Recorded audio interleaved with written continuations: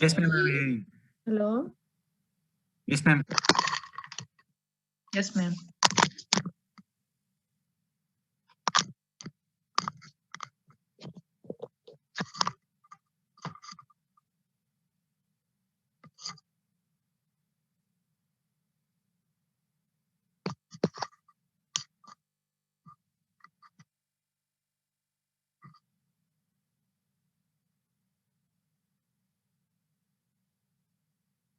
Hello. হ্যাঁ।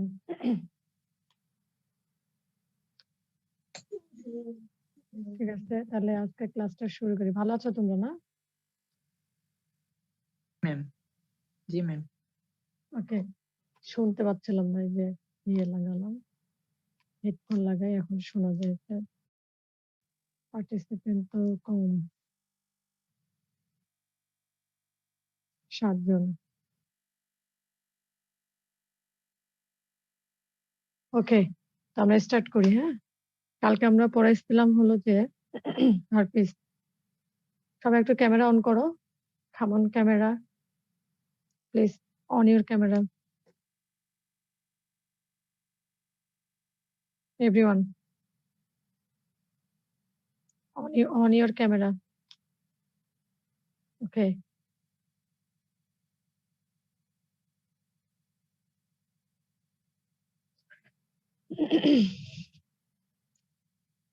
তো আমরা আজকে পড়বো হলো যে স্টিনবার ভাইরাস। হ্যাঁ, স্টিনবার ভাইরাস। আচ্ছা, যাই হোক, স্টিনবার ভাইরাস এটাও একটা হার্পিস ফ্যামিলির মধ্যে। হ্যাঁ, আমরা গতকালকে হার্পিস সিমপ্লেক্স টাইপ 1, টাইপ 2, তারপরে আমরা পড়েছি ভেরিসেলা জোস্টার ভাইরাস, আমরা পড়েছি হলো সাইটোমেগালো ভাইরাস, তাই না? আজকে তাহলে আমরা পড়বো স্টিনবার ভাইরাস। আচ্ছা, তো স্টিনবার ভাইরাস যেটা, এটা ভেরি ইম্পর্টেন্ট। আমাদের খুব বেশি এখান থেকে মানে আমার তো সবকিছু আমি যেটুকু মানে পড়ানোর পড়াই দিব। এখানে বেশি ইম্পর্টেন্ট যেটা, যে এখানকার যে তারা কি কি ডিজিজ প্রডিউস করে। হ্যাঁ, এটা বেশি ইম্পর্টেন্ট। আর মোড অফ ট্রান্সমিশনটা জানতে হবে কিভাবে এবং কোথায় তারা ইনফেক্ট করে। এই আর কি। তো স্টিমার ভাইরাস যেটা মেইনলি যেটা ডিজিজ করে, এটাকে আমরা বলি কি ইনফেকশাস মনোনিউক্লিওসিস।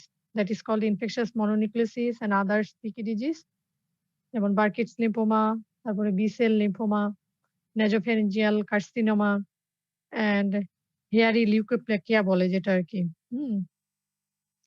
আরেকটা বলা হচ্ছে পোস্ট ট্রান্সপ্লান্ট লিম্ফোপ্রলিফারেটিভ ডিসঅর্ডার। তো এইগুলো থেকে আমাদের মোটামুটি ডিজিজ কি করে, what type of disease they produce.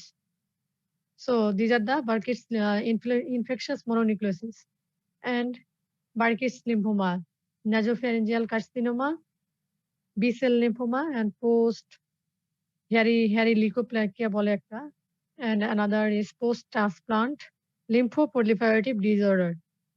তো এখানে কিছু ইম্পর্টেন্ট প্রপার্টিজ, খুব বেশি জানার দরকার নেই প্রপার্টিজ, তো দুই একটা যেটা এদের স্ট্রাকচারের উপর ডিপেন্ড করে ওরা কতগুলো অ্যান্টিজেন প্রডিউস করে। হ্যাঁ, যেগুলো আমাদের কিনা which are needed for diagnostic purpose. এখন এই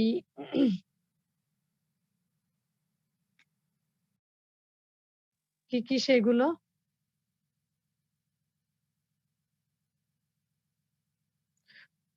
এখন এটা হলো যে একটা কি ক্যাপসিড প্রোটিন থাকে না ভাইরাসের, ভাইরাল ক্যাপসিড প্রোটিনের উপর এটা একটা অ্যান্টিজেন আর কি। এটা একটা অ্যান্টিজেন, সেটা আমাদের ডায়াগনোসিসের জন্য প্রয়োজন হয়। একটা হলো তাহলে কি, এটা 3 ধরনের অ্যান্টিজেন প্রডিউস করে। একটা হলো viral capsid antigen, number 2 early antigen, and number 3 স্টিনবার নিউক্লিয়ার অ্যান্টিজেন। বুঝা গেছে? 3 ধরনের। হ্যাঁ, there are 3 types of antigen they produce.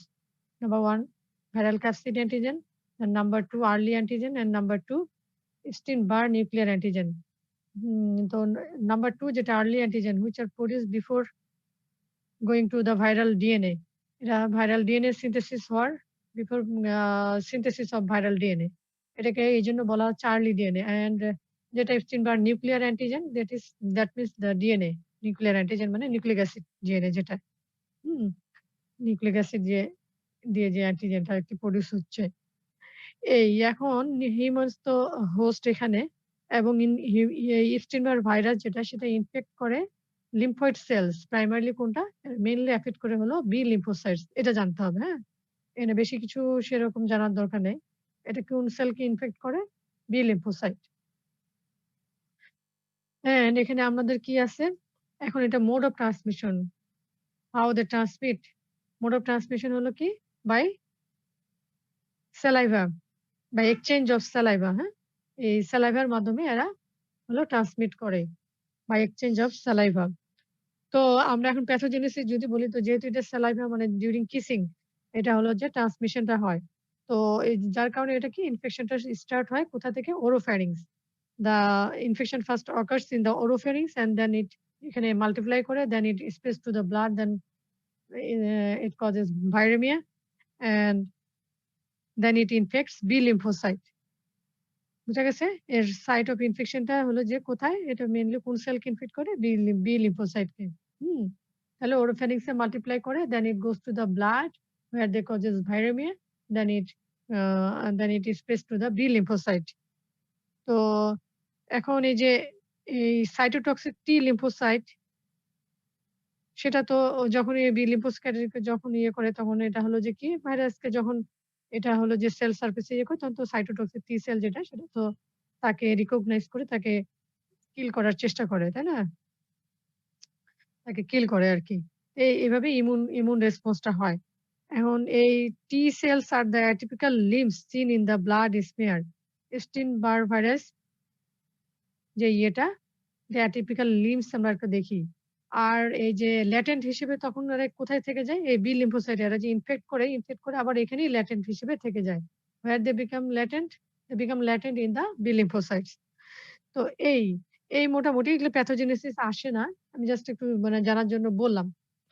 এখন এখানে একটা ইম্পোর্টেন্ট আরেকটা জিনিস ডায়াগনস্টিক পারপাস এ আমরা ইউজ করি যেটা বলা হয় হেটারোফিল antibody. Do you know what is heterophil antibody? Heterophil means that is different. Different type of antibody. It is not non-specific, not specific for Epstein-Barr virus.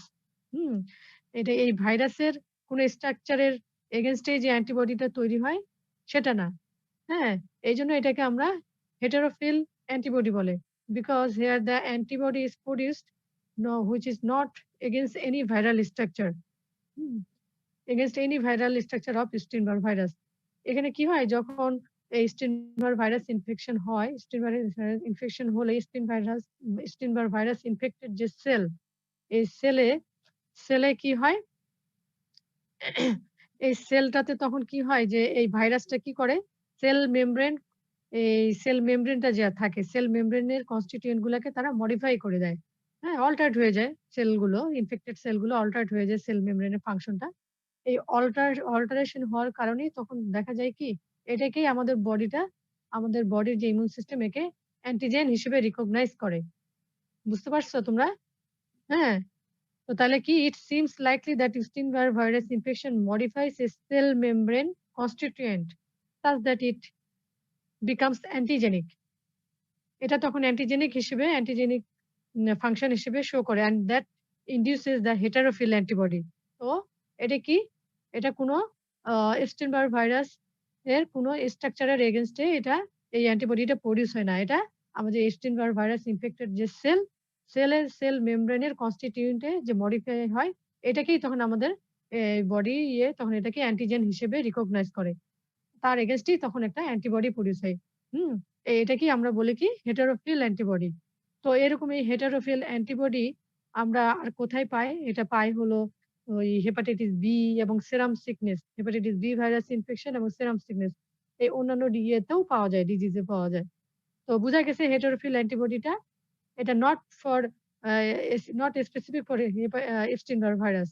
It is occurs due to এটা ইনডিউসেস হয় কেন? It induced due to altered cell membrane reaction which causes Epstein-Barr virus. Epstein-Barr ভাইরাসটা একটা altered cell membrane ফাংশনটাকে alter করে দেয় যেটা আমাদের immune system এটাকে রিকগনাইজ করে অ্যান্টিজেন হিসেবে তখন। এই আরকি। আর এই হেটেরোফিল অ্যান্টিবডিটা আমরা ল্যাবে কিভাবে করে ডায়াগনোসিস করতে পারি এটা আমরা হলো যে এটা অ্যাগ্লুটিনেট করে কিসের সাথে? শিপ অথবা হর্স রেড ব্লাড সেল। হ্যাঁ? এই শিপ এবং হর্স রেড ব্লাড সেলের গুলোর সাথে এটা অ্যাগ্লুটিনেট করে। যদি আমরা ল্যাবে যদি দেখি তাহলে এটা শিপ এবং এই হর্সের রেড ব্লাড সেল ওটাকে আমরা অ্যান্টিজেন হিসেবে ইউজ করি। তখন ওই হেটারোফিল অ্যান্টিবডিটাকে আমরা ডায়াগনোসিস করতে পারি, হ্যাঁ? এভাবেই এটা কিন্তু এই স্টিমার ভাইরাসটা আমরা আইডেন্টিফাই করি। এটা কিন্তু জানতে হবে যে স্টিনবার্গ ভাইরাসের জন্য এটা এই অ্যান্টিজেনটা এই অ্যান্টিবডিটা তৈরি হয় না। এটা আমাদের সেল রিঅ্যাকশন এর জন্য হয়। হ্যাঁ? সেল মেমব্রেনের অল্টারড ফাংশন এর কারণে একটা অ্যান্টিবডি প্রোডিউস হয়। বুঝা গেছে? এইটুকু জিনিস একটা ইম্পোর্টেন্ট একটা জিনিস আরকি। এখন আমরা এখানে কি ক্লিনিক্যাল ফাইন্ডিংস টা পাই? তো আমরা তো ডিজিজ পড়লাম যে কি ডিজিজ হয়? ইনফেকশাস মনোনিউক্লিওসিস, তাই না? তো ইনফেকশাস মনোনিউক্লিওসিস একটা কি? একটা ভাইরাল ফিভার টাইপের একটা ইয়ে হয়। এখানে ফিভার থাকে, সোর থ্রোট, লিম্ফেডেনোপ্যাথি এবং স্প্লেনোমেগালি, লেথার্জি, হেপাটাইটিস এইগুলো সিম্পটম নিয়ে প্রেজেন্ট করে ইনফেকশাস মনোনিউক্লিওসিস এর পেশেন্ট। এবং এটা সাধারণত স্পন্টেনিয়াস রিকভারি হয়ে যায় within 2 to 3 weeks. spontaneous recovery occurs within 2 to 3 weeks. তো এইগুলো সিম্পটম নিয়ে প্রেজেন্ট করে। তো এখানে স্প্লেনোমেগালি হয় এবং বলা হয় যে এই যে ফুটবল, হ্যাঁ? স্প্লেন তো খুব ভাইটাল জিনিস। তো দেখা যায় যে যখন স্প্লেনোমেগালি হয় ওটা রাপচার হয়ে যাওয়ার সম্ভাবনা অনেক থাকে। বিশেষ করে এটা যে ফুটবল প্লেয়ার যারা, হ্যাঁ? ফুটবল দিয়ে ইনজুরি-টিনজুরি লেগে গেলে তখন দেখা যায় যে রাপচার হয়ে যাওয়ার সম্ভাবনাটা থাকে। এখানে এটা একটা বিরাট একটা কমপ্লিকেশন হয় স্প্লেনোমেগালির। হ্যাঁ? তো এইটা হলো ইনফেকশাস মনোনিউক্লিওসিস। আর আমরা কি এখন হেয়ারি লিউকোপ্লেকিয়া একটা বলছিলাম না? হেয়ারি লিউকোপ্লেকিয়া। এই হেয়ারি লিউকোপ্লেকিয়াতে কি রকমের সিম্পটম দেয়? এটা একটা আমাদের যে টাং থাকে, এই টাং এর একটা ল্যাটারাল সারফেস এ একটা হেয়ারি একটা ইরেগুলার একটা হেয়ারি সারফেস হয় on the lateral surface of the tongue. Hmm? Whitish and non-malignant lesion which is একটা which is an appears as a irregular hairy line on the lateral side of tongue. This is called hairy leukoplakia. এটা সাধারণত কাদের হয়? এই যে AIDS patient এর। কারণ কি? যে এইডস পেশেন্ট এর কি হয়? ইমিউনিটি সাপ্রেস মানে ইমিউনো কম্প্রোমাইজড হয়ে যায়, তাই না? ইমিউনিটিতে তাদের ফল করে। হ্যাঁ? ইমিউনিটি ডিক্রিজ করে। যার কারণে এই দেখা যায় এগুলা ওদের হলো যে অপরচুনিস্টিক ইনফেকশন হিসেবে এগুলো অ্যাপিয়ার করে। আর কি এখন আমরা আর কি করে স্টিমার ভাইরাস? এই যে বার্কিটস লিম্ফোমা, তাই না? এটা আ একটা কিছুটা হলো হটস্কিনস লিম্ফোমা টাইপের অ্যান্ড আর কি করে? Nasopharyngeal carcinoma. হুম? তো এটা একটা ম্যালিগন্যান্সি কিন্তু এগুলো, হ্যাঁ? আর কি করে এরা? Post transplant lymphoproliferative disorder. এটাও একটা বি সেল একটা লিম্ফোমা। ঠিক আছে?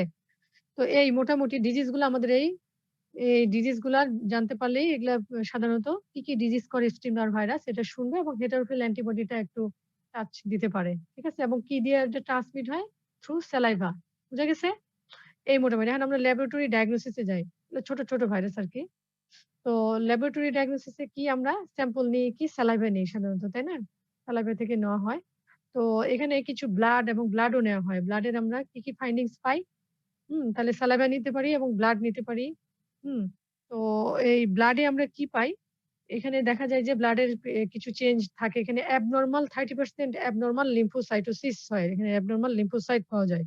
হ্যাঁ? যদি আমরা দেখি এখানে। আর মানে যেটা কিনা absolute লিম্ফোসাইটোসিস that means 30% abnormal lymphocyte এখানে পাওয়া যায়। These atypical limbs are কেমন হয় লিম্ফোসাইট গুলো দেখতে? They are enlarged, have an expanded nucleus and an abundant, often vacuolated cytoplasm. তাহলে এটা কিরকম হয়? একটা লিম্ফোসাইটের শেপ গুলো কি অনেক বড় হয়ে যায় এবং expanded নিউক্লিয়াসটা অনেক বড় এবং এখানকার সাইটোপ্লাজমটা কেমন হয়? ভ্যাকুলেটেড। এই মানে এখানে বলবে যে 30% যে তুমি অ্যাবনরমাল লিম্ফোসাইট পাচ্ছ, এই লিম্ফোসাইটটা দেখতে কেমন? এটা লার্জ হয়ে যায়। নিউক্লিয়াসটা এক্সপান্ডেড হয়ে যায় আর সাইটোপ্লাজমটা ভ্যাকুলেটেড। বুঝা গেছে? এখন আর আমরা কি করতে পারি? এখন ইমিউনোলজিক্যাল যেটা আমি বললাম, ওই যে হেটারোফিল অ্যান্টিবডি এই টেস্টটা আমরা করি, তাই না? এই টেস্টটা আর হেটারোফিল অ্যান্টিবডি যেটা বলতে ভুলে গেলাম। হেটারোফিল অ্যান্টিবডিটা কিন্তু ওই যখন পেশেন্টের রিকভারি হয়ে যায়, তখন এটা কিন্তু আফটার 6 মান্থ লাগে এটা ডিসঅ্যাপিয়ার হয়ে যেতে। হ্যাঁ? ডিসঅ্যাপিয়ার হইতে এটা সময় লাগে 6 মান্থ। এখন এই আমরা হেটারোফিল অ্যান্টিবডিটা আমরা যে বললাম এটা ইনফেকশাস মনোনিউক্লিওসিস পেশেন্টের আমরা এটা একটা ডায়াগনোসিস করতে পারি। এটা পজিটিভ হয় উইদিন 2 উইকস অফ ইলনেস। হুম? ২ সপ্তাহের মধ্যেই এটা পজিটিভ চলে আসে। বুঝা গেছে? একটা আমি যেটা বললাম যে এখানে আমরা কিভাবে করে টেস্ট করতে পারি? ওই যে ল্যাবরেটরিতে মানে এই এই কি বলে? আমরা হলো যে হর্সের আরবিসি নিতে পারি, শিপের আরবিসি নিয়ে আমরা এটার সাথে ম্যাচ করে এই অ্যাগ্লুটিনেশন এই এটা দেখতে পারি। আর এটা কি বলছে? মনোস্পট টেস্ট। হ্যাঁ? এই মনোস্পট টেস্ট এখানে ওইভাবে করে ব্যাখ্যা দেয়নি ওরা। তো শুধু একটা নাম বলছে, হ্যাঁ? এটাও ডিটেক্ট করা হয় দ্যা হেটারোফিল অ্যান্টিবডি। এখন আমরা ইস্টিনবার ভাইরাস ওই যে antibody test, specific antibody test মানে আমি যে আ আ প্রপার্টিস এর মধ্যে বললাম আর্লি আ ক্যাপসিড নিউক্লিয়ার একটা নিউক্লিয়ার অ্যান্টিজেন পাওয়া যায়, আর্লি অ্যান্টিজেন পাওয়া যায় আর কি ভাইরাল ক্যাপসিড অ্যান্টিজেন পাওয়া যায়, তাই না? তো এইগুলোর এগেইনস্ট এ আমরা অ্যান্টিবডি দেখতে পারি, হ্যাঁ? এই অ্যান্টিবডি রেসপন্স গুলো আমরা কি জানি যে IgM টা অ্যাকিউট ইনফেকশন হলে আমরা IgM পাই, তাই না? আর যদি ক্রনিক হয় তাহলে আমরা IgG টা পাই। তো এগুলো ওই ভাইরাল ক্যাপসিড অ্যান্টিজেনের এগেইনস্ট এ আমরা ভাইরাল ক্যাপসিড অ্যান্টিবডিটা আমরা দেখি। ঠিক আছে? এই মোটামুটি আর কি পিসিআর। আর হলো আমরা পিসিআর করি। এই মোটামুটি আমাদের ডায়াগনোসিস। ঠিক আছে? এখন আমরা একটু ওই যে ক্যাপোসি সার্কোমা, ক্যাপোসি সার্কোমাতে চাই এটা কে করে? Human herpes virus 8 human herpes virus 8 যেটা সেটা কি করে? ক্যাপোসি সার্কোমা এটা একটা কার্সিনোমা। এই কার্সিনোমাটা এটা কি একটা malignancy of the vascular endothelial sell. হ্যাঁ? যেগুলো কোথায় এই যে এগুলো কেমন হয়? যে মানে ভাস্কুলার মানে ভেসেল গুলোকে এগুলো এফেক্ট করে। ভাস্কুলার এন্ডোথেলিয়াল সেল গুলোকে এরা এফেক্ট করে। এই জায়গাগুলোতে ম্যালিগন্যান্সি ডেভেলপ করে। এবং এগুলোর মধ্যে কি থাকে অনেক এগুলো সাধারণত কাদের হয়? ওই যারা HIV ইনফেক্টেড পেশেন্ট তাদের হয়। এখন এখানে দেখা গেছে যারা উম দেখা যায় যে যারা HIV অ্যাকোয়ার করে যারা অ্যা সেক্সুয়ালি অ্যা সেক্সুয়ালি কনট্যাক্ট এর মাধ্যমে তাদের ক্ষেত্রে ক্যাপোসি সার্কোমাটা বেশি পাওয়া যায়। হ্যাঁ? কিন্তু এই ব্লাড ট্রান্সফিউশন এর মাধ্যমেও তো চলে আসে, তাই না? HIV কিভাবে আসে? HIV তো সেক্সুয়াল কনট্যাক্ট এর মাধ্যমে হয়, ব্লাড ট্রান্সফিউশন এর মাধ্যমেও হয়। তাই না? তো এই ব্লাড ট্রান্সফিউশন এর মাধ্যমে এটা খুব রেয়ার হয়। কিন্তু যারা সেক্সুয়াল কনট্যাক্ট এর মাধ্যমে যারা HIV টা এই পায় তাদের ক্ষেত্রে এটা বেশি এই ক্যাপোসি সার্কোমাটা ডেভেলপ করে। হ্যাঁ? আর কি? এইটা দেখতে কেমন? এটা সাধারণত আচ্ছা এটা ট্রান্সমিশন হয় কিভাবে? যারা হলো যে প্রাইমারিলি ভায়া সেক্সুয়াল কনট্যাক্ট এর মাধ্যমে অ্যান্ড স্যালাইভার মাধ্যমেও হয় এটা। তো এখন এই এইটা তো আমি বললাম যে কি এটা একটা malignancy of the vascular endothelial cell. এটার মধ্যে কি থাকে? কিছু they contain spindle shape cell and erythrocytes. এই লেশন গুলা দেখতে কেমন হয়? লেশন গুলা দেখতে হয় যে রেডিশ টু ডার্ক পার্পল। হ্যাঁ? রেড এই যেহেতু এগুলো ভেসেল গুলাকে এফেক্ট করে তো, তো এটা কেমন হয়? Reddish to dark purple and flat to nodular and often appear কোথায় হয়? সাইট গুলা কোথায়? মাল্টিপল সাইটে হয়। যেমন স্কিন, তারপরে ওরাল ক্যাভিটি অ্যান্ড সোল। কিন্তু সোলে হয় কিন্তু পামের মধ্যে হয় না। হ্যাঁ? সোল গুলোতে হয়। এখন এই লিশন গুলা কমনলি ইন দা ইন্টারনালি কোথায় হয়? এগুলো তো বাইরে বললাম যে স্কিন এ হতে পারে, ওরাল ক্যাভিটি তে হতে পারে। কিন্তু ইন্টারনালি এরা আ হতে পারে যেমন হলো যে gastrointestinal tract, also in the lungs. এখন এই আমরা এটার ক্ষেত্রে বেশি তো আর কিছু জানার দরকার নাই যে এটা ক্যাপোসি সার্কোমা করতেছে। এই কি রোগ করে এটাই আমাদের খালি মেইন এগুলো জানা দরকার আরকি। আর হিউম্যান হার্পিস ভাইরাস এটা ল্যাবরেটরি ডায়াগনোসিস করতে হলে যেহেতু এটা স্কিনের লেশনটা করে তো আমরা এখান থেকে বায়োপসিটা নেই। বায়োপসিটা নিয়ে তখন আমরা এই দেখা যায় যে এর উম এখান থেকে আমরা ওই যে স্পিন্ডল সেল এটা যেহেতু স্পিন্ডল সেল থাকে, এই স্পিন্ডল সেলটা আমরা দেখতে পাই। হ্যাঁ? আর এটা কালচার করা যায় না। এই ভাইরাসটাকে কোন কালচার করা যায় না। আর এটার ট্রিটমেন্ট এ কি বলা হইছে? যে সার্জিক্যাল এক্সিশন করা যেতে পারে, radiation, chemotherapy or immunomodulatory drugs such as alpha interferon. হ্যাঁ? এই। আর আমরা যে এইচআইভি পেশেন্ট এর যেহেতু এটা হয় তো এখানে আমরা যে এইচআইভি এর জন্য আমরা কি হার্ট HAAART এই হার্ট ট্রিটমেন্ট একটা আছে না? রেট্রোভাইরাল কিছু ড্রাগ এখানে আছে। তো এই ওইটার জন্য ট্রিটমেন্ট করলে দেখা যায় ক্যাপোসি সার্কোমাতেও এটা আ কিছু কাজ করে আরকি। এই আরকি মোটামুটি আমাদের হিউম্যান হার্পিস ভাইরাস 8 সম্পর্কে। আমরা আজকে একটু প্যারামিক্সো ভাইরাস ফ্যামিলি, একটু মিজলস, মামস টা ওইটা একটু ইম্পোর্টেন্ট আছে। ওখান থেকে আমাদের কিছু জিনিস জানতে হবে। তো আমরা ওই মিজেলস, মাম্পস এটা একটু জানবো। হয়ে গেছে? আগে হয়ে গেছে ম্যাম। রুবেলা শুধু বাকি। মিজেলস, মাম্পস পড়ায় ফেলছে? ও আমাকে তো আবার মিজেলস, মাম্পস পড়াইতে বলছিল। ইনফ্লুয়েঞ্জা বাকি আছে। হ্যাঁ, ওইটাও পড়াইতে বলছে। আবার মিজেলস, মাম্পসটাও তো আমাকে পড়াইতে বলল। তাহলে মিজেলস, মাম্পস হয়ে গেছে না? আচ্ছা ঠিক আছে তাহলে তো ভালো। মিজেলস, মাম্পস হয়ে গেল। তাহলে রুবেলাটা? রুবেলাটাতে রুবেলাটা ইম্পোর্টেন্ট কারণ রুবেলাটা এই যে কনজেনিটাল ম্যালফরমেশন করে তো। সাইটোমেগালো একটা ভাইরাস আছে আর কনজেনিটাল রুবেলা এটা কনজেনিটাল রুবেলা সিনড্রোম করে আরকি। হুম। তাহলে রুবেলাটা বাকি। রুবেলাটা তাহলে একটু পড়াই দিই আজকে। তো মোটামুটি তো ভাইরোলজি শেষই। আমাদের আর বাকি ইমার্জিং ডিজিজটা হয়নি না? ডেঙ্গি? ডেঙ্গি হয়েছে ম্যাম। থ্যাংক ইউ হয়ে গেছে ম্যাম। এটা শুধু বাকি ইমার্জিং। ডেঙ্গি হয়ে গেছে। আচ্ছা ইম্পোর্টেন্ট জিনিসগুলোই তো হয়ে গেছে। আচ্ছা তাহলে রুবেলা ভাইরাসটা একটু পড়াই দিই। তাহলে তো আমি তো আবার মনে করছিলাম যে মিজলস আর মাম্পসটা পড়াই দেব। আচ্ছা তাহলে রুবেলাটা না? রুবেলাটা তাহলে আমাদের কি? রুবেলাটা হলো একটা এটা কি কোন ফ্যামিলি? এটা হলো টোগা ভাইরাস, হ্যাঁ? টোগা ভাইরাস ফ্যামিলি এটা।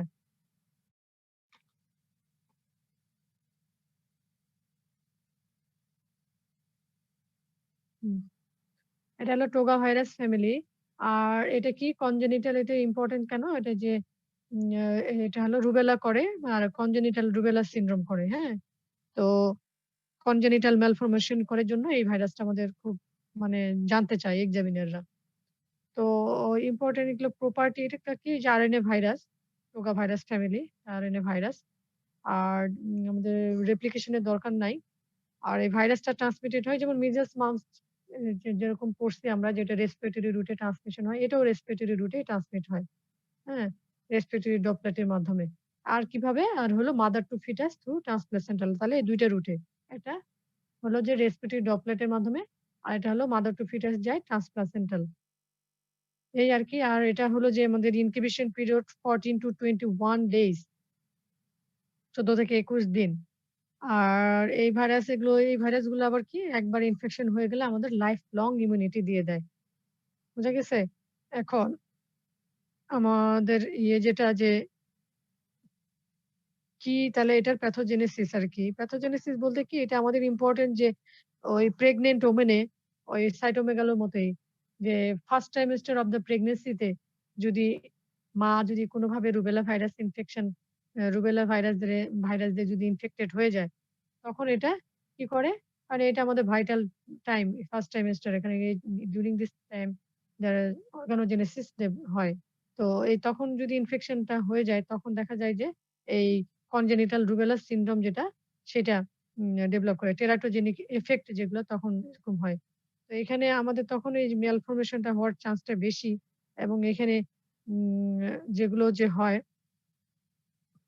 এগুলা কি সিম্পটম হয়? ম্যালফরমেশন এখানে যে ট্রায়াড সিম্পটম বলে মানে ৩ টা ডিফেক্ট হয়। প্রাইমারি এটা এই ইন করে কি হার্টকে ইনভলভ করে। যেখানে কি হয়? প্যাটেন্ট ডাক্টাস আর্টারিওসাস ক্রাইটেরিয়া এই ৩ টা ক্রাইটেরিয়া, হ্যাঁ? আর আই এ ইনভলভ করে যেটাতে কি হয়? ক্যাটারাক্ট হয়। আর যদি ব্রেইন এ ইনভলভ করে তাহলে কি হয়? ডিফনেস অ্যান্ড মেন্টাল রিটার্ডেশন। বুঝা গেছে? তো এই কয়টা জিনিস তাহলে আমাদের হয়। প্রাইমারিলি তাহলে তারা হার্টকে ইনভলভ করে। হার্টকে ইনভলভ করলে তাহলে এরা কি করে? প্যাটেন্ট ডাক্টাস আর্টারিওসাস আর আই এ ইনভলভ করে যার কারণে কি হয়? ক্যাটারাক্ট ডেভেলপ করে অ্যান্ড ব্রেইনে ডেভেলপ এই ব্রেইনে যদি অ্যাটাক করে তাহলে দেখা যায় ডিফনেস অ্যান্ড মেন্টাল রিটার্ডেশন। ঠিক আছে?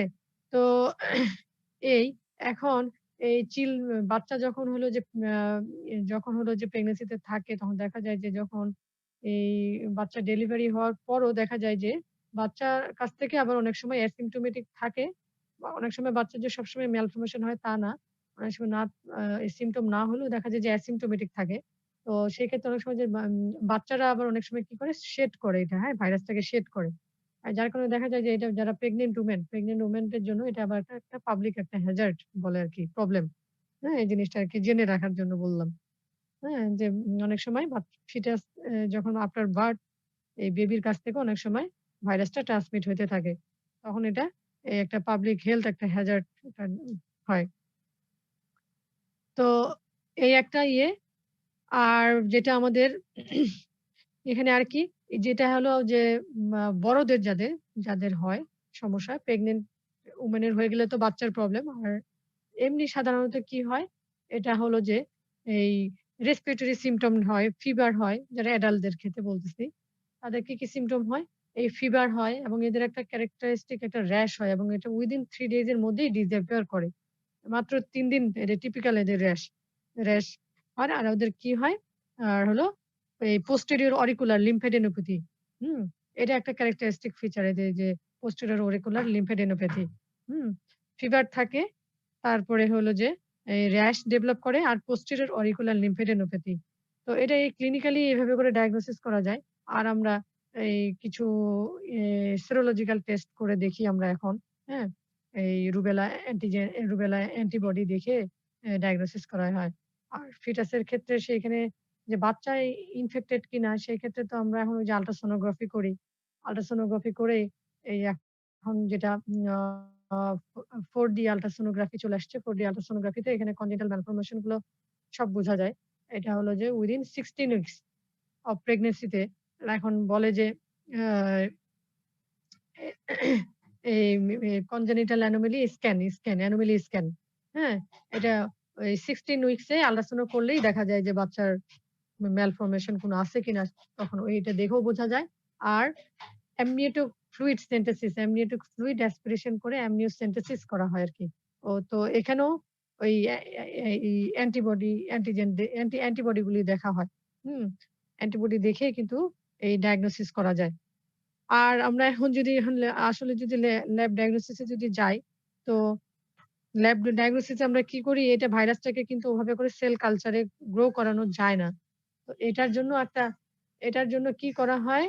এটার জন্য হলো যে আ আরেকটা ভাইরাস এটার সাথে অ্যাডিশনাল এটার সাথে আমরা মানে দিয়ে দিই সেল কালচার এ। সেটা হলো কি? Echo virus. তো এখানে ইকো ভাইরাসের সাইটোপ্যাথিক ইফেক্ট টা হচ্ছে কিনা সেইটা সেটাকে নিশ্চিত করে আমরা বুঝতে পারি যে এখানে রুবেলা ভাইরাসটা আছে কিনা। হ্যাঁ? তো সেই ক্ষেত্রে আমরা কি করি? এখানে যে উম আ সাইটো সাইটোপ্যাথিক ইফেক্ট টা দেখি আরকি। এখানে ইকো ভাইরাসটা এড এই সেল কালচার এর মধ্যে দিয়ে দেওয়া হয়। যদি দেখি যে রুবেলা ভাইরাস প্রেজেন্ট আমরা কিভাবে বুঝবো? যদি এই পেশেন্টের স্পেসিমেন এ যদি কোনো উম আ no cytopathic effect will appear when the culture is super infected with an ecovirus হুম? তা আমরা এভাবে করে ওইটা বুঝতে পারি যে এখানে মানে রুবেলা ভাইরাস থাকলে কি হবে এটা সা সাইটো ইকো ভাইরাসের সাইটোপ্যাথিক ইফেক্ট টাকে তারা ইন্টারফেয়ার করে। মানে ইকো ভাইরাসের সাইটোপ্যাথিক ইফেক্ট টা করতে দেয় না। এরা inhibit the cytopathic effect of echo virus. এভাবে করেই বোঝা যায় যে এখানে রুবেলা ভাইরাসটা আছে। একটা এই নেগেটিভ ফাইন্ডিংস টাই এখানে একটা পজিটিভ ফাইন্ডিংস। হ্যাঁ? আমরা একটা ইকো ভাইরাস দিয়ে এখানে একসাথে আমরা এখানে স্পেসিমেন টা দিয়ে একটা কালচার করে দেই। কালচার করার জন্য দিয়ে দিই। যদি দেখি যে ইকো ভাইরাসের কোনো সাইটোপ্যাথিক ইফেক্ট আসে নাই তার মানে এখানে আ হলো যে রুবেলা ভাইরাস দিয়ে ইনফেকশন হয়েছে। এই। কিন্তু এটা ক্লিনিক্যালি এখন সাধারণত এগুলো ক্লিনিক্যালি ডায়াগনোসিস করা যায়। আর আমরা কি ওই যে আল্ট্রাসোনোগ্রাফি এখন চলে আসছে এবং অ্যামনিওসেন্টেসিস যেটা বলে এইখানে। আর আমরা সেরোলজিক্যাল টেস্ট যেটা সেটা হলো যে IgM এবং IgG অ্যান্টিবডি এগুলো দেখেই আমরা ডায়াগনোসিস করে ফেলি। ঠিক আছে? IgM against IgG against rubella virus. এটাই এখন আমাদের মানে মোস্ট পপুলার এই টেস্ট গুলো। এটা দেখেই আমরা বুঝতে পারি যে আছে কিনা রুবেলা ভাইরাস। ঠিক আছে? IgM যদি থাকে তাহলে বুঝবো যে এটা রিসেন্ট ইনফেকশন আর IgG হয়ে গেলে এটা হলো ক্রনিক ইনফেকশন। ঠিক আছে? তো এই মোটামুটি আমাদের হলো যে রুবেলা। এখন যেটা কি যে রুবেলা প্রিভেনশন এটার কোনো অ্যান্টিভাইরাল থেরাপি নাই। প্রিভেনশন আমাদের করতে হবে। এজন্য এখন আমাদের একটা আ ইয়ে কি যে যারা ফিমেল আরকি, এই যারা হলো রিপ্রোডাক্টিভ এজ এর ফিমেল তাদেরকে অবশ্যই এটা বলে কনসিভ করার আগে অবশ্যই এই রুবেলা ভ্যাকসিনটা নিয়ে নিতে হবে। হুম? অবশ্যই এটা এখন এই যে আগে কিন্তু দেখা যেত যে রুবেলা দিয়ে অনেক ইনফেকশন হয়। এই রুবেলা দিয়ে ইনফেকশন হওয়ার কারণে দেখা যায় অনেক তো অ্যাবরশন একটা কমপ্লিকেশন একটা, হ্যাঁ? অ্যাবরশন হয়ে যায়। এই অ্যাবরশন হয়ে যায়। তারপরে আবার প্রেগন্যান্সি যাও যদি হয় তাহলে দেখা যাচ্ছে যে congenital malformation হওয়ার চান্স অনেক বেশি। এজন্য এটাকে প্রিভেন্ট করার জন্য আমাদের এই রুবেলা ভ্যাকসিন বিশেষ করে সব মেয়েদেরকে এটা নিয়ে নিতে হয়। ঠিক আছে? এই তোমাদের যারা স্টুডেন্ট আছে যারা মেয়ে যারা ফিমেল স্টুডেন্ট আমি সবাইকে বলতেছি এটা। তোমরা নিছো কিনা আমি জানি না। কিন্তু এটা সবাই নিয়ে নিবা রুবেলা ভ্যাকসিনটা। বুঝা গেছে? এটা এখন একটা ক্যাম্পেইনই হচ্ছে। এখন আমরা এটা খুব জোর দিয়ে বলতেছি সবাইকে যে কেউ যেন রুবেলা ভ্যাকসিন থেকে বাদ না পড়ে। এইজন্য এখন কি হইছে? এটা আমরা এখন একটা এই ইপিআই যে শিডিউল, এই ইপিআই শিডিউলে কিন্তু এখন আগে কিন্তু রুবেলা ছিল না। এই এখন মিজেলস এর সাথে রুবেলা দিয়ে দেওয়া হয়, হ্যাঁ? MR vaccine. বুঝা গেছে? এই মিজেলস অ্যান্ড রুবেলা এটা ২ টা ডোজ দিয়ে দেওয়া হয় 9 মান্থ, হ্যাঁ? 9 মান্থ আর হলো 15 মান্থ এই যে। এখন এই যে এখন কিন্তু একটা রুবেলা ও আচ্ছা হ্যাঁ, এখন কিন্তু রুবেলা ভ্যাকসিনের একটা ক্যাম্পেইন চলতেছে ন্যাশনাল, হ্যাঁ? ন্যাশনাল প্রোগ্রাম একটা চলতেছে। এই যে এখন দেওয়া হচ্ছে 10 10 বছরের নিচে যারা বাচ্চা আছে তাদের ছেলে-মেয়ে সবাইকে আমরা হলো রুবেলার ভ্যাকসিনটা এটা ন্যাশনালি এরেঞ্জ করছে। এই ন্যাশনাল প্রোগ্রামে। তো এটা দিয়ে দেওয়া হচ্ছে। আর যারা তোমরা ফিমেল স্টুডেন্ট যারা আছো যারা, হ্যাঁ? তারা সবাই এই ভ্যাকসিনটা নিয়ে নিবা। এটা হলো যে পাওয়া যায় এই প্রাইভেটলি তোমাদের এটা নিয়ে নিতে হবে। হেপাটাইটিস বি ভ্যাকসিন দেয়া আছে সবার? জি ম্যাম। জি ম্যাম। আছে না? আর এটা নেওয়া হয়নি নাকি? না রুবেলাটা? ম্যাম। এটা নিয়ে নিবা, সবাই নিয়ে নিবা। কারণ এই সময়টাই এই যে অ্যাওয়ারনেস এর জন্য। পরে এখান থেকে আবার চলে গেলে এটা তোমাদের আর ইয়েতে থাকবে না। আমরা এইজন্য এখন বলি সব মেডিকেল স্টুডেন্টদেরকে, বিশেষ করে মেয়েদেরকে, ছেলেদের অত দরকার নেই। মেয়েদেরকে সব মেয়েদেরকেই বলি যে রুবেলা ভ্যাকসিনটা নিয়ে নেওয়ার জন্য। আর হেপাটাইটিস বি সবাইকে, হ্যাঁ? এটা এখন মানে ম্যান্ডেটরি। অবশ্যই নিয়ে নিবা, সবাই নিয়ে নিবা। নাহলে এটা খুব একটা কঠিন একটা জটিল একটা সমস্যা হয়ে যায়। বুঝা গেছে? তো এখন এই যে যখন হলো যে ফার্স্ট ট্রাইমেস্টারে যখন হয়ে যায়, যখন দেখা যায় যে ডায়াগনোসড হয়ে যায় যে এটা হলো যে আমার হলো যে উম congenital malformation হয়ে গেছে, তখন আর কিছু করার থাকে না। হুম? আর যদি লাস্টে 2nd ট্রাইমেস্টারে কিংবা 3rd ট্রাইমেস্টারে হয় তখন আর কোন সমস্যা হয় না। congenital malformation হওয়ার চান্স থাকে না। হ্যাঁ? তো এই সময় দেখা যায় যে উম তো অনেক সময় কি কি করে যে এই যখন দেখা যায় যে অনেক congenital malformation হয়ে গেছে তখন কিন্তু এটা টার্মিনেশন এর একটা ডিসিশন নিয়ে ফেলে। হ্যাঁ? প্রেগন্যান্সিটাকে আর কন্টিনিউ করা যায় না। তখন ওই যে টার্মিনেশন করে, হ্যাঁ? অ্যান্টিভাইরাল দিয়ে মানে খুব একটা বেশি লাভ হয় না এখানে। বুঝা গেছে? এই হলো মোটামুটি আমাদের হলো যে এই রুবেলা থেকে। তো রুবেলার কিছু আমাদের আমরা যে ই এ ইন যখন ওই যে বাচ্চা যখন জন্মগ্রহণ করে, বাচ্চা আফটার বার্থ, ইনফ্যান্ট এর যদি আমরা সেরামটা নেই, ওর সেরাম ডায়াগনোসিস করলে যদি আমরা আইজিএম টা পাই, তাহলে বুঝবো যে বাচ্চার এটা কনজেনিটাল রুবেলা। হ্যাঁ? সে জন্ম থেকে সে নিয়ে আসছে এটা মানে সে ইউটেরাসে এটা পেয়ে গেছে আরকি। মার কাছ থেকে সে পাইছে আরকি। যেহেতু আইজিএম টা এটা ক্রস করে না, প্লাসেন্টা থেকে ক্রস করে না, তাই না? এখন আমরা বাচ্চার সেরামে যদি পাই, মানে বাচ্চার ব্লাডে যদি পাই, তাহলে এটা বুঝবো যে এটা কনজেনিটাল রুবেলা। হুম? এখন আমরা এই মোটামুটি আচ্ছা মিজলস, মামস তোমাদের পড়া হয়ে গেছে। তোমরা পারো তো না? মিজলস, মামস এটা একটু পড়াইতে চাচ্ছিলাম। সামারি না? ঠিক আছে একটু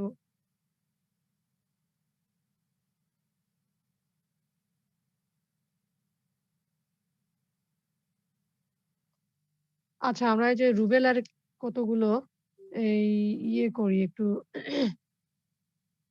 আচ্ছা রুবেলা তো অবশ্যই ডায়াগনোসিস এর মধ্যে পিসিআর কিন্তু বাদ যাবে না। পিসিআর অবশ্যই বলতে হবে, হ্যাঁ? পিসিআর অবশ্যই। সব প্রত্যেকটা যত ভাইরোলজিক্যাল এবং এই ব্যাকটেরিওলজিক্যাল যত ডিজিজ আছে অবশ্যই পিসিআর হলো last most specific and most sensitive. হ্যাঁ? তোমাদের একটা মানে গদবাঁধা কিছু নিয়মই আছে যে কোনো কিছু মনে থাকুক আর না থাকুক, হ্যাঁ? একটা ডায়াগনস্টিক পারপাস মানে বলা মানেই স্পেসিমেন থেকে শুরু করে সেরোলজিক্যাল টেস্ট অবশ্যই থাকে। তারপরে তোমাদের হলো যে এই পিসিআর কেন কোনোভাবে যেন এই লিখাটা যেন মিস না হয়। পিসিআর কিছু দিতেই হবে। মানে কনফার্মেটরি হলো পিসিআর গোল্ড স্ট্যান্ডার্ড টেস্ট প্রত্যেকটার জন্য। আমরা পিসিআর দিয়েই হলো সবগুলো মানে কনফার্ম করি। এটা বাদ যেন না যায়। তো এখানে এই এই যে রুবেলা সিনড্রোমের congenital rubella syndrome এর কিছু এই যে কমপ্লিকেশন যেগুলো হয় বাচ্চার, দেখা যায় যে লো বার্থ ওয়েট হয়। তারপরে থ্রম্বোসাইটোপেনিক পারপুরা, হেপাটোস্প্লেনোমেগালি হতে পারে। তারপরে মেনিনগোএনকেফালাইটিস আর কি হতে পারে? যেটা বললাম যে ডেভেলপমেন্টাল যেটা প্রবলেম সেটা হলো যে নিউরাল ডিফেক্ট, হুম? মেন্টাল রিটার্ডেশন, তারপরে প্যাটেন্ট একটা সার্টারিওসাস, ওগুলা তো বললামই। ক্যাটারাক্ট, ডিফনেস, মেন্টাল রিটার্ডেশন আর কি হতে পারে? পার্মানেন্ট কিছু sensory neural deafness, pulmonary stenosis, retinopathy, microcephaly, হ্যাঁ? এইসব এগুলো হলো ওদের আ কিছু কমপ্লিকেশন। তাহলে লো বার্থ ওয়েট হইতে পারে, থ্রম্বোসাইটোপেনিক পারপুরা, হেপাটোস্প্লেনোমেগালি, মেনিনগোএনকেফালাইটিস, তারপরে সেনসরি নিউরাল ডিফনেস, হুম? আর যেগুলো বললাম যে ডেভেলপমেন্টাল যেগুলো প্রবলেম হয়, এই মোটামুটি। আর আচ্ছা ঠিক আছে তাহলে মিজেলস আর মামস টা একটু তাহলে তোমরা যেহেতু পড়েই ফেলছো তাহলে আমি শর্টকাট একটু বলি খালি। আচ্ছা মিজেলস আর মামস এটা তো আমাদের এই যে প্যারামিক্সো ভাইরাস ফ্যামিলির মধ্যে, তাই না? তাহলে মিজেলস তাহলে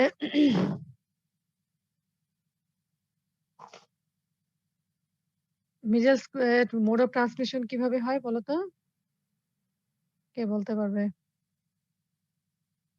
রেসপিরেটরি রুটে ট্রান্সমিশন হয়। হুম? রেসপিরেটরি ড্রপলেটের মাধ্যমে এটা ট্রান্সমিশন হয়। মানে কফিং, স্নিজিং এইভাবেই এটা ট্রান্সমিশন হয়। তো এটা একটা প্যারামিজো ভাইরাস ফ্যামিলি, তাই না?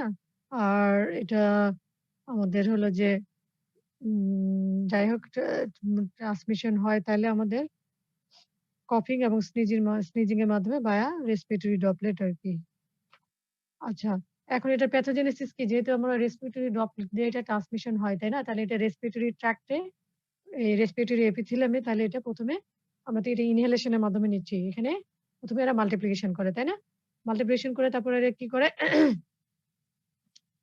দেন এটা কি হয়? রিজিওনাল যে লিম্ফ নোড গুলো, রিজিওনাল লিম্ফ নোড এটা রেসপিরেট করে। ওখানে আবার দেন দে এগেইন মাল্টিপ্লাই। তারপরে এটা কি করে? এটা ব্লাড এ চলে যায়। এটা কি? প্রাইমারি ভাইরেমিয়া করে ব্লাড এ যেয়ে। হ্যাঁ? দেন it disseminated to reticuloendothelial system like liver, spleen এখানে যায়। এখানে যে গিয়ে তারা কি করে? এটা রেপ্লিকেট হতেই থাকে। রেপ্লিকেশন চলতেই থাকে।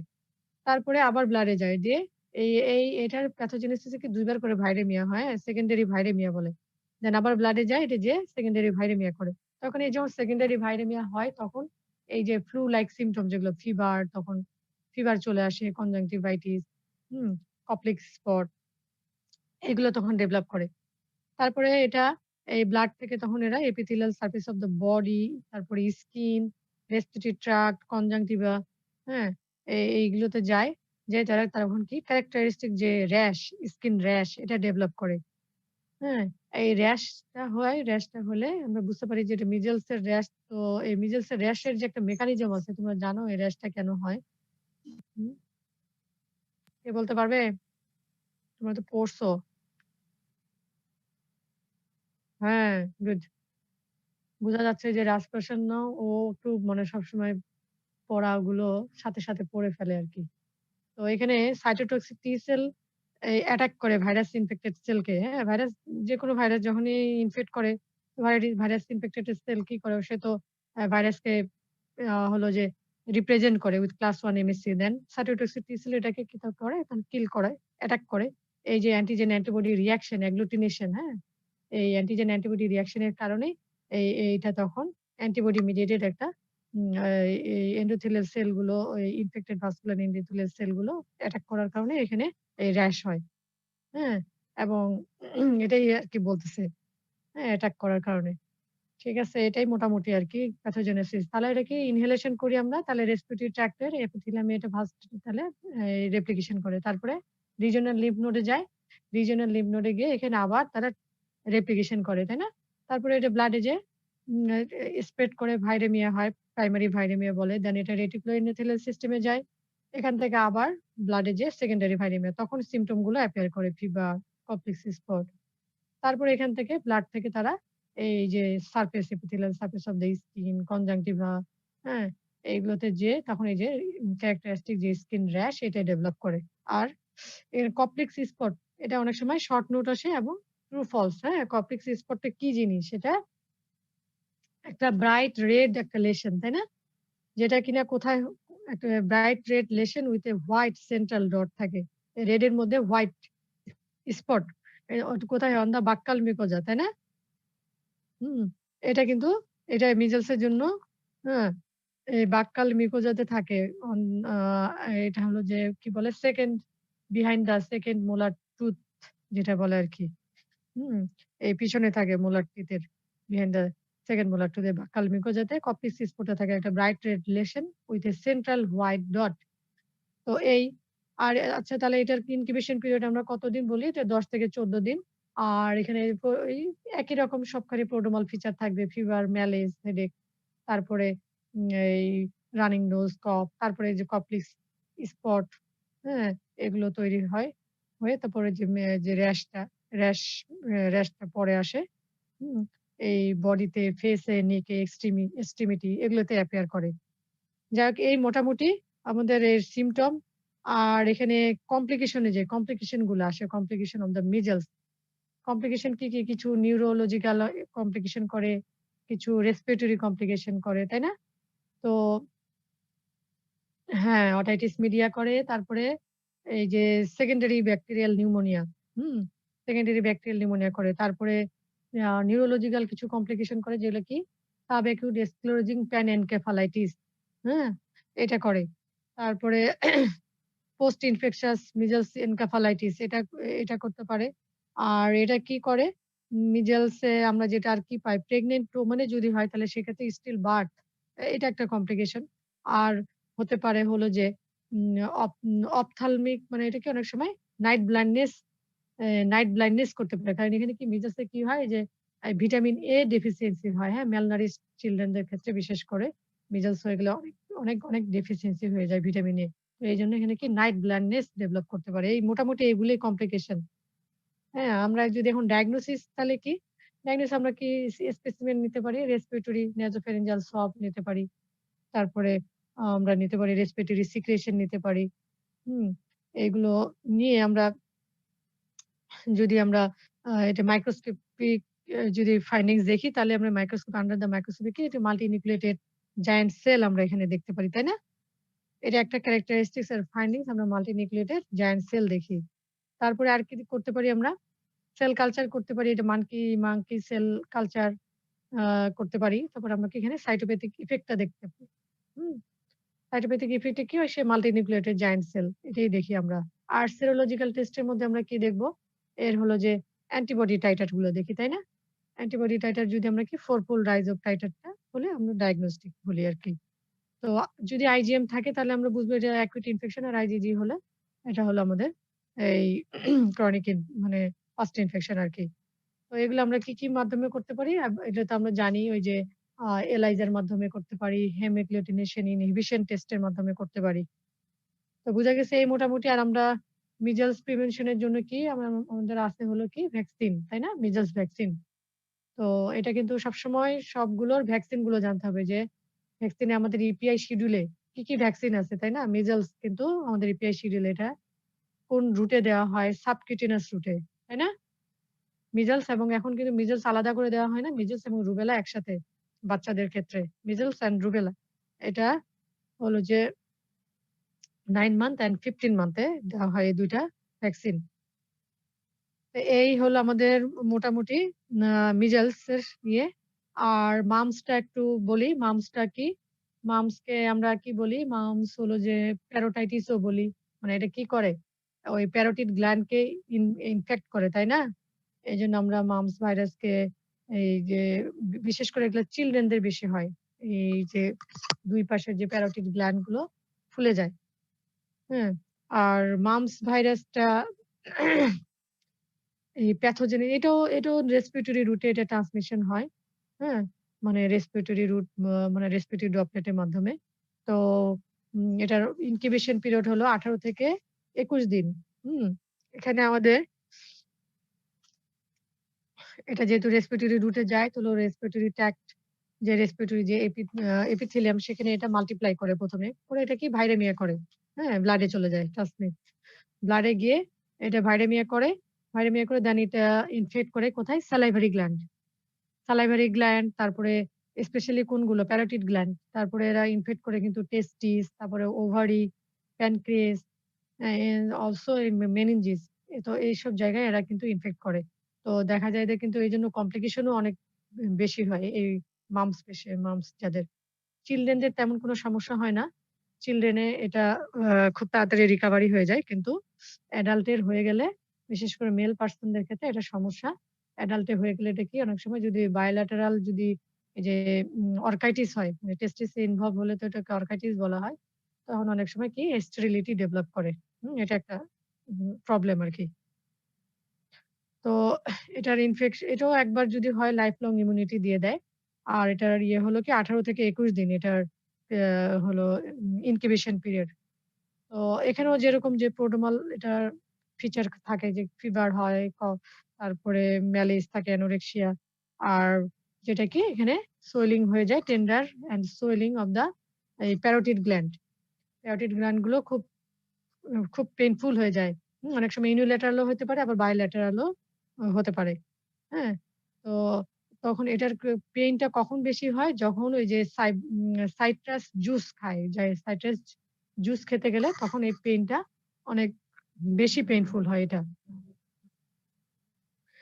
এখন এটা হলো সেলফ লিমিটেড ডিজিজ। তো তো বড়দের বললাম, যেটা অ্যাডাল্ট এ হয়ে গেলে তখন এটা সমস্যা হয় আরকি বেশি।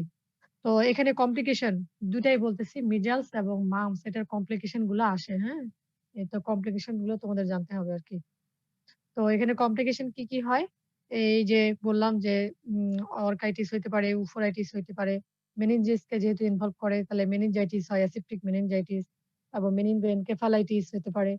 আবার প্যানক্রিয়াস কে ইনভলভ করে যেহেতু তাহলে প্যানক্রিয়াটাইটিস, হ্যাঁ? ওভারিকে ইনভলভ করে তাহলে এখানে উফোরাইটিস ডেভেলপ করে। আর এখন ওই যে বললাম যেটা যে উম অনেক সময় পলিআর্থ্রাইটিস এবং নেফ্রাইটিস এসবও ডেভেলপ করতে পারে। আর যেটা বললাম যে অর্কাইটিস যদি বাইল্যাটারাল হয়ে যায় তাহলে স্টেরিলিটি ডেভেলপ করে।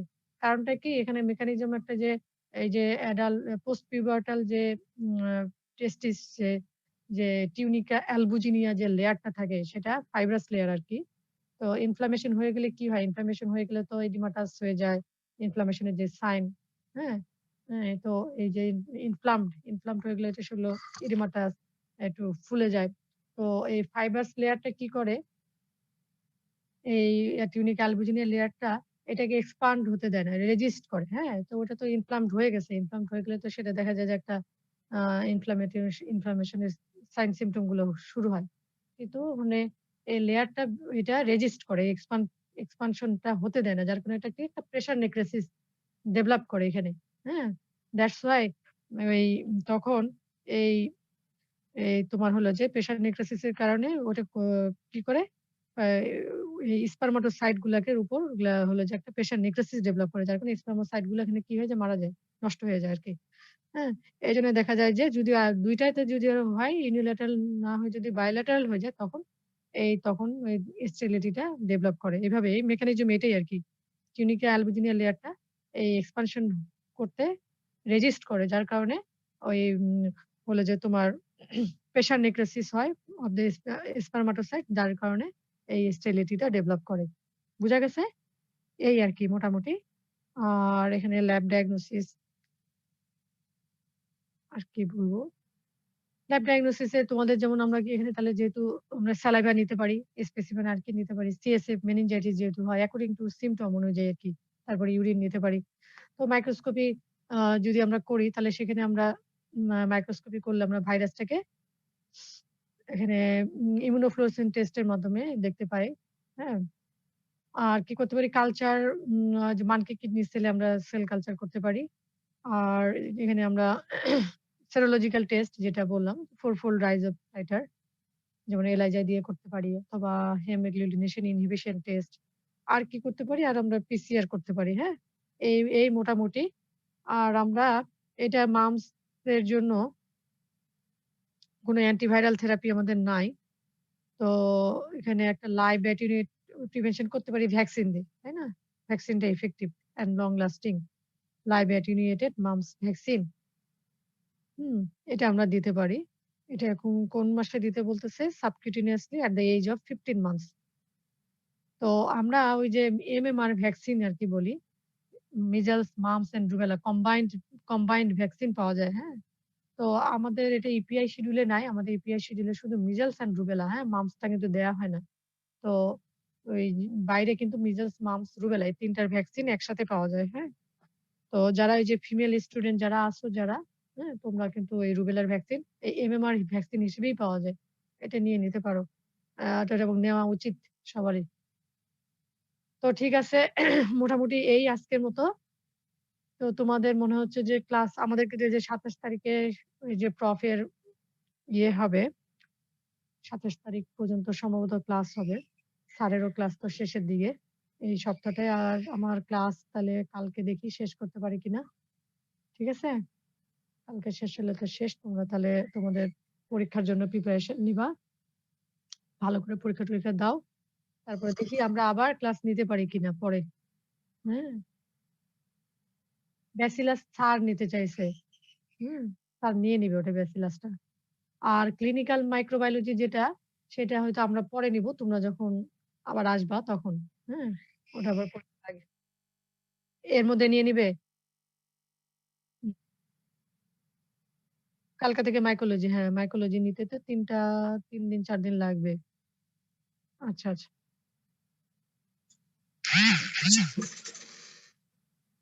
তো ঠিক আছে। ভালো থাকো তোমরা, হ্যাঁ? Okay, thank you, ma'am. হ্যাঁ, ওকে, থ্যাংক ইউ। ঠিক আছে, বাই, বাই। আল্লাহ হাফেজ।